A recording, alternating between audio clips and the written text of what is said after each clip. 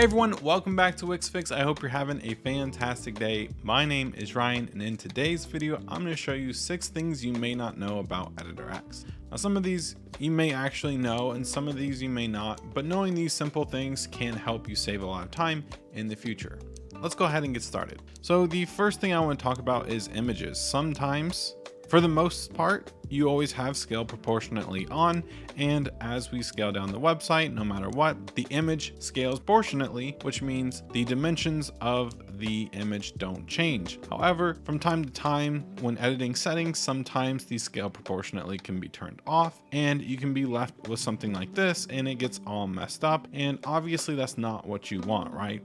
So what you can easily do is just press settings and press reset images, and boom, just like that, the image is now reset to its former self, and we can just position it and maybe turn on scale proportionately again so that this doesn't happen again. Now you might have to go into the settings and return on parallax for the image, and you might have to adjust the docking and stuff like that if it gets messed up, but it prevents you from having to kind of guess and check yourself with just by pressing the reset image. And if it looks too big, of course, like I said, you might need to just readjust the size to what you had it before, and boom, now we are back to what it was, and now it will scale proportionately just like we want it to. The next thing that I would like to mention is that you can save assets with animations and hover interactions, or just interactions in general. So right here we have 2 boxes. One has animations and hover interactions,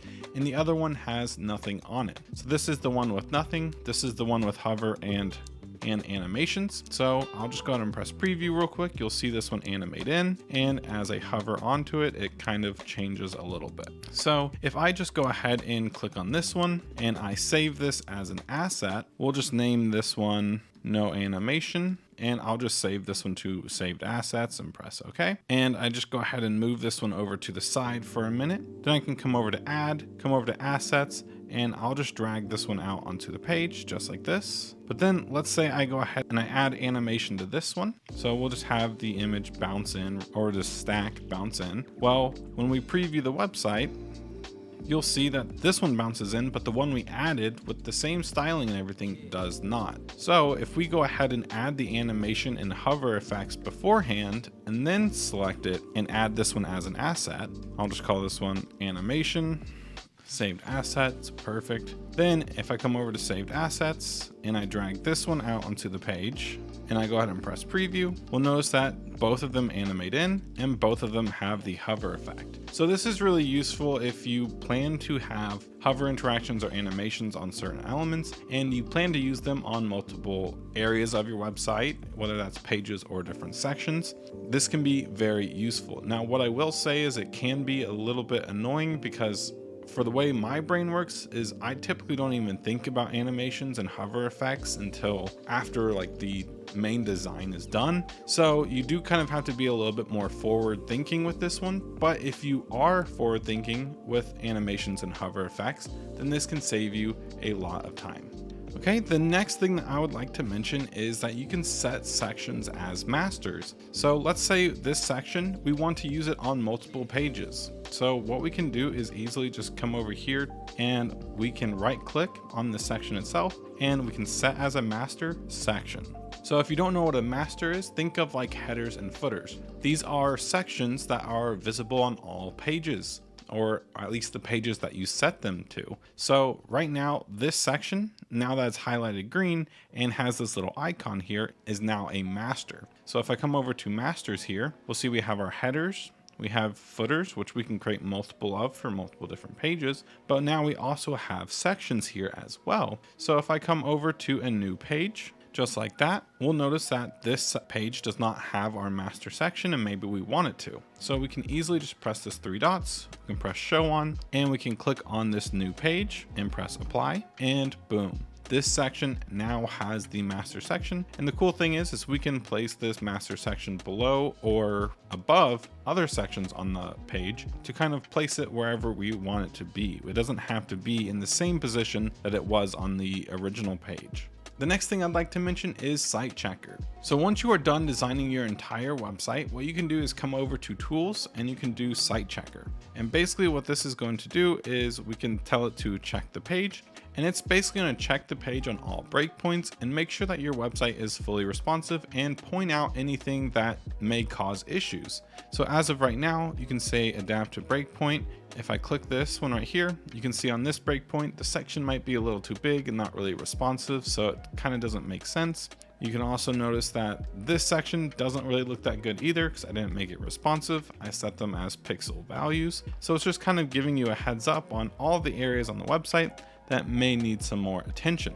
And the cool thing is it doesn't just focus on design, it also kind of helps out with your SEO a little bit as well. So as you can see right here, this page does not have an H1 tag on it. And for SEO, it's always really good to make sure that your page has one H1 tag on your website. So if I wanted to, I can come over to desktop, I can add an H1 element. So I'll come over to text, I'll grab a heading 1, and now I can just come over here and say, can you check again?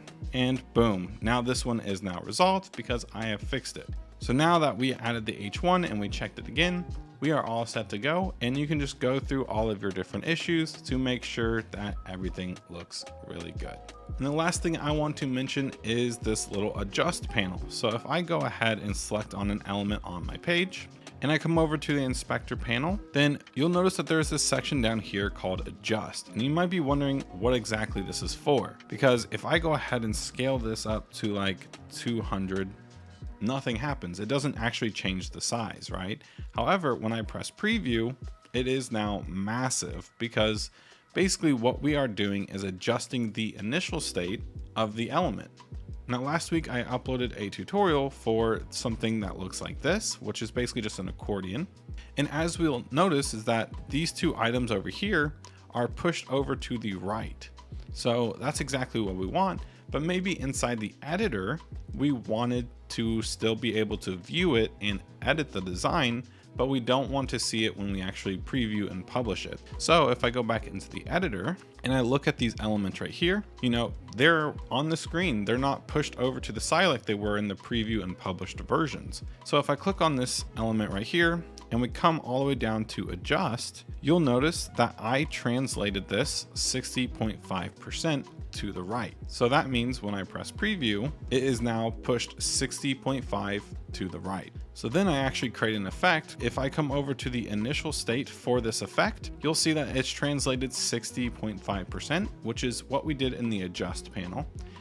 But then if we go over to the actual effect that we applied, we translated it back into place at 0%. So this is a great way to kind of set up the initial state for your click and hover interactions, but still allows you to edit those elements on your page without pushing them off or hiding them off screen, making it really hard for you to edit them.